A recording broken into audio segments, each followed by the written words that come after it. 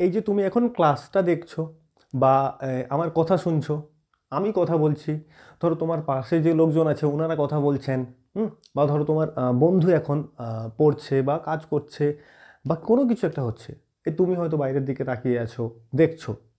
হুম দেখো প্রত্যেকটা ক্ষেত্রে কিন্তু যে কাজ করাটা হচ্ছে ওইটাই তো আমাদের ক্রিয়া, ভার্ব। এইটা বোঝাচ্ছে কি বলতো, কাজটা এখন হচ্ছে, তাই না? এই যে ধরো তুমি দেখছো, এখন তোমার কাজটা হচ্ছে, দেখা কাজটা এখন হচ্ছে, শুনছো, শোনা কাজটা এখন হচ্ছে, আমি কথা বলছি, তাই না? তাহলে প্রত্যেকটা ক্ষেত্রে এখন কাজটা কন্টিনিউ হচ্ছে। এখন হলে কি হবে? প্রেজেন্ট। আর যে কাজটা হচ্ছে মানে এখন যে হচ্ছে তাকে বলবো কন্টিনিউ হচ্ছে কাজটা, তাহলে সেটা হবে কন্টিনিউয়াস। তাহলে কি বুঝবো? যে কাজটা এখন হচ্ছে, এখন যে কাজটা হচ্ছে সেইটা হচ্ছে আমাদের প্রেজেন্ট কন্টিনিউয়াস। বুঝতে পারলে? এবার দেখো, এই যে প্রেজেন্ট কন্টিনিউয়াস টেন্সের যে সেন্টেন্সগুলো হচ্ছে, যে আমি কথা বলছি, হ্যাঁ, তুমি ধরো কারোর সঙ্গে ফোনে কথা বলছো, তুমি দেখছো কোনো কিছু, পড়ছো, এই যে আমার কথা শুনছো, এই সব কিছুকে কি করে মানে ট্রান্সলেট করব, তাই না? তাহলে অ্যাকচুয়াল গ্রামাটিক্যাল স্ট্রাকচারটা কি হবে দেখো। এই যে প্রেজেন্ট কন্টিনিউয়াস টেন্স, বুঝতে পারছো কি জিনিসটা? এবার দেখো এর স্ট্রাকচারটা হবে কি, যে কাজ করছে, মানে তুমি হয়তো শুনছো, তুমি শুনছো তো, এই সেন্টেন্সটাই নিলাম, হ্যাঁ, তুমি, তাহলে যে কাজ করছে সে হবে আমাদের সাবজেক্ট। তাহলে এই সাবজেক্ট প্রথমে বসবে, এরপরে কি বসবে? সাবজেক্ট অনুসারে অ্যাম বা ইজ বা আর বসবে। মানে এই তো আমার সাবজেক্টকে, তুমি শুনছো, তুমি তুমি ইংরেজি কি হবে? ইউ। ইউর পরে আমরা কি বসাই? অ্যাম ইজ আর এর মধ্যে আর বসাই, তাই না? অ্যাম বসে আয়ের সঙ্গে, ইজ বসে সব সিঙ্গুলারের সঙ্গে, আর ইউর সঙ্গে আর বসে প্রেজেন্টে সব সময়, তাহলে ইউ আর। বোঝা গেল? এবারে কি হবে না, এই যে সাবজেক্ট বসলো, অ্যামিজার বসলো, এরপর যে কাজটা এখন হচ্ছে তার সঙ্গে আইএনজি ফর্ম বসবে। আইএনজি ফর্ম, তাহলে কি, যে মেন ভার্বটা বসছে তার সঙ্গে একটা আইএনজি ফর্ম বসবে। বুঝছে? তাহলে কি, ইউ আর, তুমি শুনছো, দেখো শোনা ইংরেজি নর্মাল হচ্ছে হেয়ার, কিন্তু তুমি যখন মন দিয়ে শুনছো কোনো কিছু, সেটাকে কি বলবো? লিসেনিং। কি বলবো? LISTEN, listen. আর যেহেতু এটা কন্টিনিউয়াস হচ্ছে, আইএনজি বসবে, ইউ আর লিসেনিং। এবারে বাকি অংশটা বসে যাবে, বাকি অংশ, আদার পার্টস বলবো। বাকি অংশ বলতে কি, ইউ আর লিসেনিং, তুমি শুনছো, তুমি যদি গান শুনছো তো তুমি বলবে ইউ আর লিসেনিং, বা I am listening a song. বুঝছে? তুমি আমাকে শুনছো, you are listening to me, you are listening to me. হয়েছে? তুমি ধরো ক্লাস দেখছো, তাহলে কি বলবো? You are watching this class. তোমার বন্ধু এখন পড়ছে, your friend is reading now. ধরতে পারছো? ধরো বললাম ওই লোকটি কাজ করছেন, দ্যাট ম্যান, সাবজেক্ট, ইজ বসবে তারপরে, that man is working now in the field করতে পারি। হয়েছে? বা my friend is working in his office. ধরতে পারছো কন্টিনিউয়াস ফর্মটা কি? তাহলে প্রেজেন্ট কন্টিনিউয়াস কি বুঝবো? যে কাজটা এই মুহূর্তে কন্টিনিউ হচ্ছে, মানে হচ্ছে, এই যে আমি কথা বলছি, তুমি শুনছো। হয়েছে? হ্যাঁ, এই সবগুলো হচ্ছে কি না প্রেজেন্ট কন্টিনিউয়াস হবে। কেমন করে এগুলোকে গঠন করব না, যে কাজটা করছে তাকে প্রথমে বসাবো, তারপর সেই সাবজেক্ট, তাকে সাবজেক্ট বলবো। হুম এবার এই সাবজেক্ট অনুসারে অ্যাম ইজ আর, এই ফর্মটা বসবে, তারপরে ভার্বের সঙ্গে আইএনজি বসবে। এটা মনে রাখতে হবে কিন্তু, কন্টিনিউয়াস মানেই ভার্বের সঙ্গে আইএনজি ফর্মটা বসবে, মনে থাকবে। তারপর বাকি অংশটা বসবে। আমি লিখছি, আই এম রাইটিং। আমি শুনছি, আই এম লিসেনিং। আমি যাচ্ছি, আই এম গোয়িং। আমি আসছি, আই এম কামিং ব্যাক, বা আই এম রিটার্নিং। ধরো তুমি এখন স্কুল যাচ্ছ, তো ইউ আর, মানে I am going to school, I am going to office. বুঝতে পারলে? ধরো তুমি এখন স্কুল থেকে ফিরছো বা অফিস থেকে ফিরছো, তাহলে I am returning from my school, from my office. I am returning, we are returning, you are returning, he is returning, she is singing. হয়েছে? এরকম করে তাহলে কন্টিনিউয়াসটা বসবে। বুঝতে পারলে? এবার দেখে নেব এই যে কন্টিনিউয়াসকে, এটাকে না অর্থে কেমন করে বসাবো। ধরো বললাম যে তুমি ধরো দেখছো না, শুনছো না, পড়ছো না, খাচ্ছ না, দাচ্ছ না, যাই কিছু, এখন কোনো কিছু কাজটা হচ্ছে না, তাও তো তুমি বললে সে পড়ছে। তো বন্ধু বলছে না না না, সে পড়ছে না এখন। বুঝছে? লোকটা কাজ করছে না, সে ঘুমোচ্ছে না।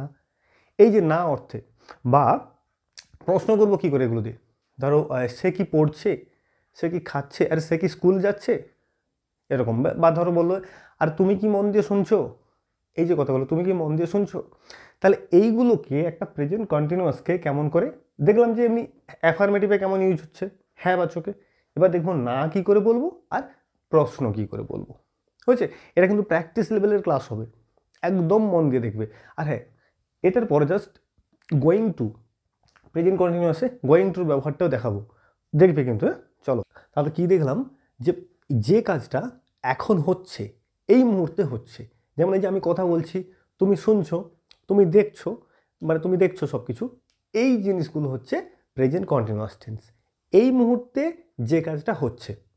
কেমন করে গঠন করবো দেখলাম যে প্রথমে সাবজেক্ট যে করছে তাকে প্রথমে বসালাম, তারপরে অ্যামিজার, তারপর ভার্বের আইএনজি ফর্ম।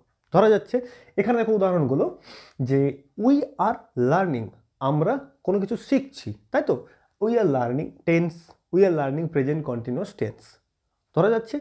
এবার ধরো এটাকে নাবাচকে কেমন করে করব, নাবাচক বলতে কি আমরা শিখছি না, আমরা ধরো বললাম যে আমরা প্রেজেন্ট পারফেক্ট শিখছি না, তো কি বলবো উই আর নট লার্নিং, ধরা যাচ্ছে উই আর নট লার্নিং, মানে যখনই এই অ্যামিজার ওয়াজার যাই কিছু থাকবে সের পাস্টে ওয়াজার, এই অ্যামিজারের পরে নট বসাবো, নেগেটিভ হয়ে যাবে, কেমন উই আর নট লার্নিং, হয়েছে,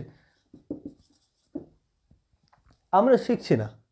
আচ্ছা যদি বলি আচ্ছা তুমি কি বা আমরা কি প্রেজেন্ট কন্টিনিউয়াসটা শিখছি, কেমন করে বলবো, এই যে ভার্বটা আছে এটাকে প্রথমে নিয়ে চলে আসবো, তাহলে কি করব আর উই লার্নিং, হয়েছে, এখানে আর কিছু নেই, তাই লার্নিংয়ের সেন্টেন্স শেষ করছি।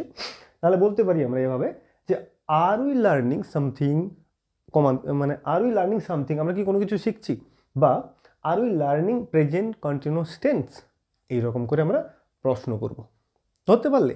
তাহলে নেগেটিভ জাস্ট এই অ্যামিজারের পরে নট বসালেই গল্প শেষ, বুঝছে। আর প্রশ্ন করতে গেলে এই যে বিভাগটা আছে অ্যামিজার, এটাকে সামনে নিয়ে আসতে হবে, দিয়ে দিয়ে লিখতে হলে কোশ্চেন মার্ক, আর যখন বলবো তখন প্রশ্নের টোনটা রাখতে হবে, ধরা যাচ্ছে। দেখো পরেরটা দেখো, আই এম ওয়ার্কিং, আমি কাজ করছি, আমি কাজ করছি না, আই এম নট ওয়ার্কিং, আমি কি কাজ করছি, তাহলে কি হবে, এটা এমটা সামনে আসবে, এম আই ওয়ার্কিং, আমি কি কাজ করছি কোনো, বুঝতে পারছো, এখানে am I not, am not হবে, আই এম নট ওয়ার্কিং,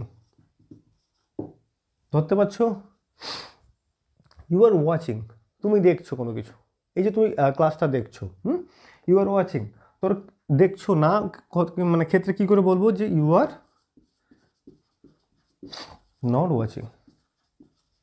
আর এটাকেই যখন প্রশ্ন করব তাহলে কি করব, আর ইউ ওয়াচিং, এই প্রশ্নের টোন আসবে, বলার সময় প্রশ্ন করে যেমন প্রশ্ন করি সেই টোনে বলবো, আর ইউ ওয়াচিং, তুমি কি দেখছো। She is practising math, she is practising English, she is not practising English, she is not practising math, this way.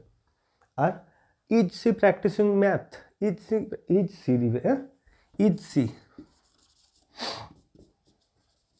Practising দিয়ে question mark. I am enjoying the class, যদি ক্লাসটা enjoy করছো তো please সাবস্ক্রাইবও করো এবং শেয়ারও করো, হয়েছে। তো I am enjoying the class, এটা একটা প্রেজেন্ট কন্টিনিউয়াসের form, I am enjoying the class, I am not enjoying the class, am I enjoying the class, that I will share your class, এইভাবে আমরা প্র্যাকটিস সেশন করব, হয়েছে। মানে আমরা যা কিছু করি এই মুহূর্তে করছি সেইগুলোকে, আমাদের কাজ হবে এটা, কিন্তু সেইগুলোকে একটা একটাকে এরকম ধরবো, চেঞ্জ করবো, মানে ট্রান্সলেট করবো, করে সেটাকে নেগেটিভ করবো এবং সেটাতে কোশ্চেন তৈরি করবো। তোমরা যারাই দেখছো তোমাদের কিন্তু প্রত্যেকের এই কাজটা হবে, মানে এখন তোমরা যা কিছু করছো সেটাকে এভাবে ট্রান্সলেট করো, করে তার নেগেটিভ করো এবং তোমার হচ্ছে কোশ্চেনে চেঞ্জ করো। এই যে এতটা ক্লাস দেখলে বুঝতে পারছো মোটামুটি। এবার একটা ইন্টারেস্টিং জিনিস দেখো, আমরা ধরো রিসেন্ট ফিউচার মানে নিয়ার ফিউচার যেটাকে বলি, সেই ক্ষেত্রে আমরা কি করি, গোয়িং টু ইউজ করি।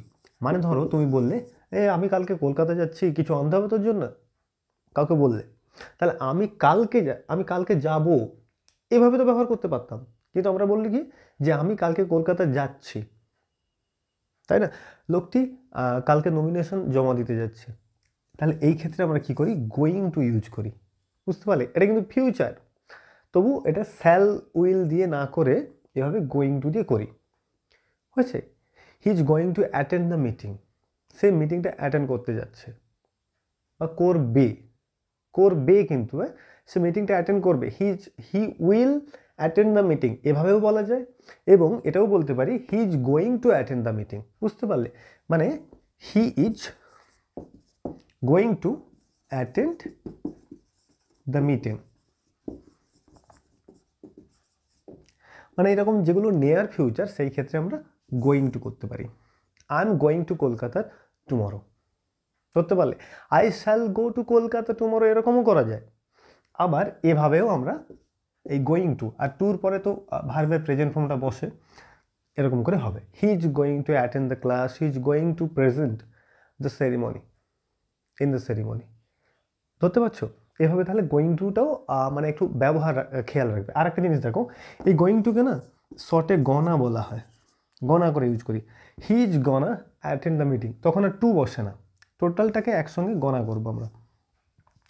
I am gonna do the work, I am gonna listen what he is saying, আমি শুনবো, আই শ্যাল লিসেন নয়, এরকমও করতে পারি, মানে ওটাও হয় এটাও হয়, যে I am gonna listen what he is saying বা হোয়াট হি উইল সে, সে কী বলবে আমি সেটা শুনবো, তাহলে I shall listen what he will say, বা বলতে পারি I am going to listen বা I am gonna listen, I am gonna listen, he is gonna come tomorrow, এরকম এরকম করে হয়। বুঝতে পারলে, মানে গোয়িং টুটাকে শর্ট করে এভাবে গণনা করা হয়, গণনা করে বলা হয়, স্পোকেন ইংলিশে এভাবে প্রায় বলা হয়। ঠিক আছে, তাহলে এই হচ্ছে মোটামুটি আজকের এই প্রেজেন্ট কন্টিনিউয়াসের ক্লাস। আর একটু সমস্যা আছে আমার, মানে ফিজিক্যালি একটু এক্সস্টেড আছি, তো একটু কোঅপারেট করে ক্লাসটা দেখো। আর যদি ভালো লাগছে তো প্লিজ চ্যানেলটাকে সাবস্ক্রাইব করে পরের ভিডিওর জন্য কী বলবো, প্র্যাকটিস করো, শুরু করো, সব কিছু সঙ্গে থাকো, দেখতে থাকো। চলো তাহলে আবার পরের ক্লাসগুলোতে দেখা হচ্ছে, চলো বাই।